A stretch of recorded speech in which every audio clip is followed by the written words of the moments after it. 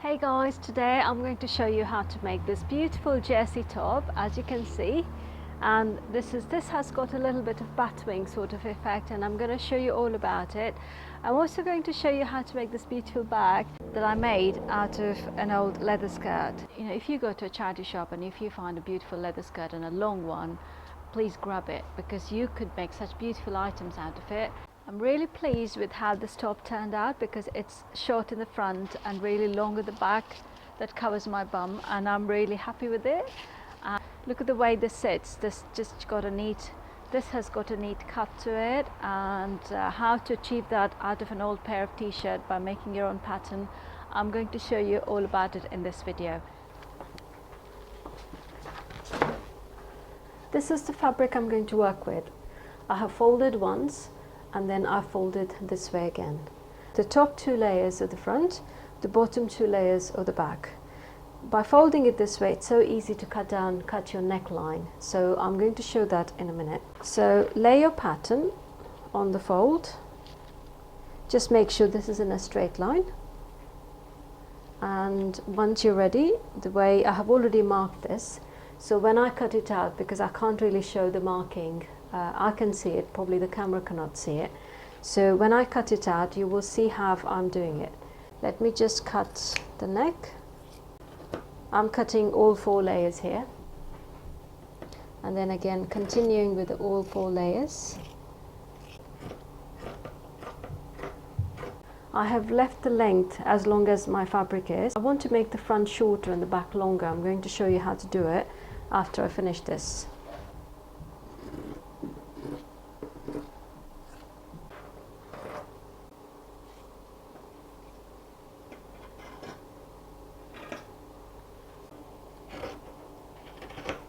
This is sort of a baggy sort of t-shirt. It's probably called as a batwing. So what I have taken is, I've taken the same shape as my sleeve, because there's no armhole joints anywhere, but we are going to have a shoulder joint.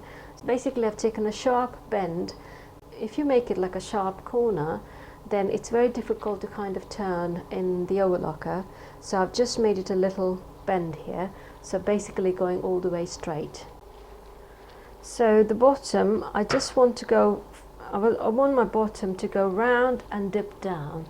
So the way to do it would be to, I just take the top two layers, cut it in a bend. If I can just show you how I've cut it. So this is the center, goes down in a bend, and then however long you have at the back,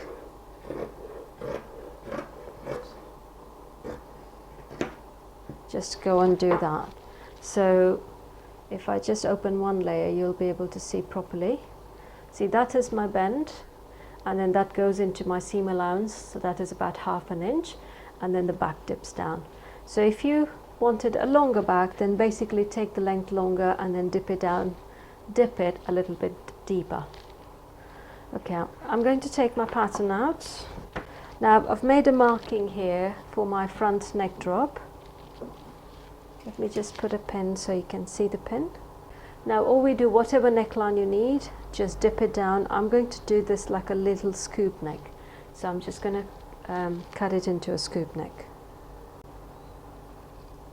So if I just open one so you can see that is my front scoop neck. Hang on. Okay, I'm just going to spread my back first and then my front. And that is okay. I have pinned all of the shoulders and on the armhole down to the side seam, the same way on the shoulder as well, and the other side as well. So basically what we're going to do, starting from the neckline, we're going to go and sew an 8 stitch all the way down, leave this end because this is your sleeve opening, and start from here and all the way till the end, and we repeat the same thing on the other side.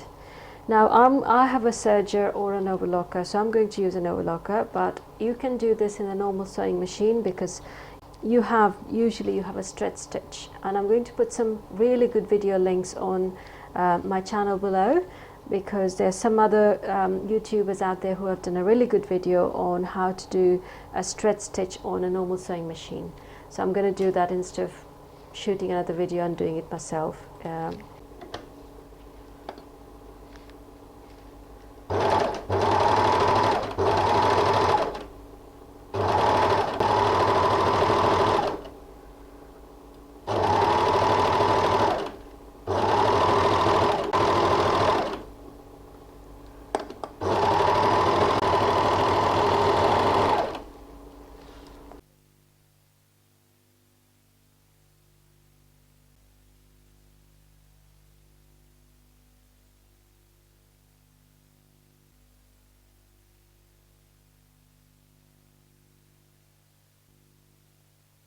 Measure the neck round and write it down on a note of paper.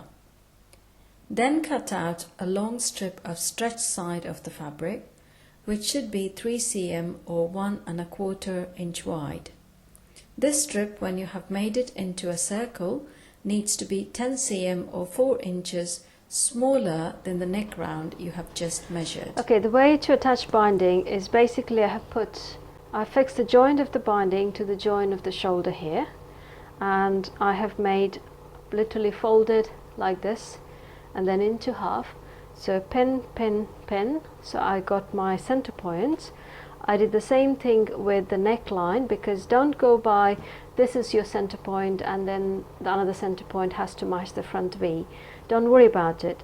So this is where you start on your shoulder joint and literally fold this into half, center point on here, and then you fold it into another half. Wherever on your neckline it comes, it really doesn't matter, just pin and make your marking. Mine is, one is there and it's not sitting on the other joint here, slightly away from that. That's the second point, and that's the other one, and that's the other one. So I've got my 4 points. Basically those 4 points, go back and match it on your binding. It's as simple as that. So I take these pins off, just hold my fingers there and then fix it there, and take the pin and then arrange it here, and then I go and do the same on this corner, go and do the same here and take the pins off, and go and do the same and take my other pins off. So you can see that this is sitting, so this fabric here is a little bit extra, but all you do when you're going to sew, stretch the binding to the width of the fabric you need and then just go and sew. Again, you put a stretch stitch, or if you have a serger or an overlocker like me, then just go and do your overlocking. I just want to explain it a little bit more again. This is my binding, this is my fabric, and I'm going to just hold it and stretch so that it sits right on the fabric, and then while stretching it I just sew.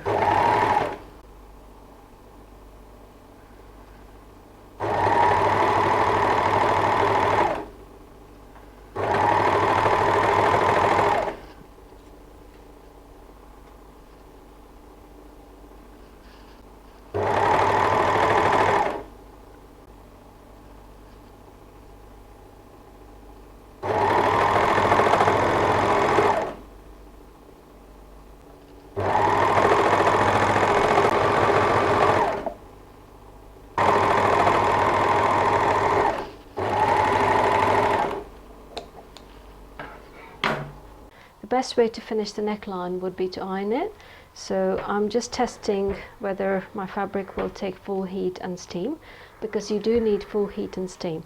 I'll put my neckline, and you can see because the binding is so neat, so I'll just, instead of taking to a traditional ironing board, I've just put a few layers of cotton sheet, and I'm going to pin it to there and maybe put a weight at the end of it, and then basically go and then fold it. At the same time, do my back as well. You don't need to iron it like you normally do, just go and press it a few times and that should actually do the job. And this is how it's done in the industry, and that's why, you know, what you buy in the store is so neat, because they're professionally finished. but we can't do that at home, but I'm showing you the best way we can do to get a professional finish. If you wanted to, you could go and put a top stitch on top of this binding. It is not actually necessary. You can see how neatly this is sitting. You'll see later on when I wear this. Turn this around and give another press from the back on the top. So there's your neck binding finished. Now we're going to see the sleeve. So the best way I would do it would be just to go and edge stitch either a zigzag, or if you have a serger, just do the overlocker and then turn it inside and about 1/2 inch, and then do a zigzag stitch on the top. I'm not going to film this because if you are into sewing and if you've come this far, I'm sure you know what I'm doing. Same way for the bottom. I just fold it in, probably pin it so that I'm folding it properly, and then do a zigzag stitch on the top, so the zigzag will be on both sides. I have got a Cover Pro or a flat lock sort of machine, so I'm going to go and do that instead of a zigzag, but I can promise you that you can do this finish even in a normal sewing machine. It's just it takes a little bit longer than doing it on a Cover Pro or an overlocker machine. Okay, let me go and do it and then I'll show you my finished product. I have finished my hem and I have also finished my sleeve edging, which you can see here. You could do a zigzag, you could do a normal stretch stitch on your ordinary sewing machine. So I've got a little bit extra here because that's the little extra that you get after doing your zigzag. Basically now what I do, I just go and trim this edge as close to my stitch as possible, so when it's hanging on the hanger it still looks neat and clean. So basically go and do that, and once you've done it, we're just going to go ahead and steam press it again so we get a neat finish.